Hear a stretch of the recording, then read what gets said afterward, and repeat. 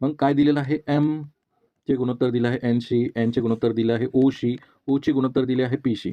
जे आहे सलग लिहून घेतलं. पहिले तर पहिल्या लाईनीमध्ये 4 आणि 3 लिहून घेतले. 4 आणि 3 ठीक आहे. बाकीच्या पुढच्या ज्या 2 जागा आहेत त्या ब्लँक सोडल्या मी. त्याच्यानंतर एन आणि ओ हे खालच्या लाईनीमध्ये घेतो. एन आहे 2, ओ आहे 5 ठीक आहे.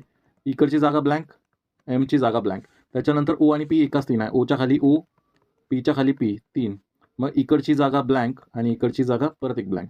मला काय करायचं अशा केसमध्ये, शेजारचा नंबर लिहायचा. म्हणजे इथे 3 नंबर टाकायचा, परत ह्याच्या शेजारचा नंबर लिहायचा 3, इकडे ह्याच्या शेजारचा नंबर लिहायचा 5, ह्याच्या शेजारचा नंबर लिहायचा 2, इकडे ह्याच्या शेजारचा नंबर लिहायचा 1 आणि ह्याच्या शेजारचा नंबर लिहायचा 1. आता ज्या संख्या दिसत आहे तुमच्यासमोर त्यांचा काय करायचा आहे, सरळ सरळ गुणाकार करायचा. म्हणजे 4 दुनी 8 गुणिला 1 8 आला. तुम्हाला एम आणि पीचं काढायचं, बाकीचं आपण कॅल्क्युलेशन करत बसत नाही.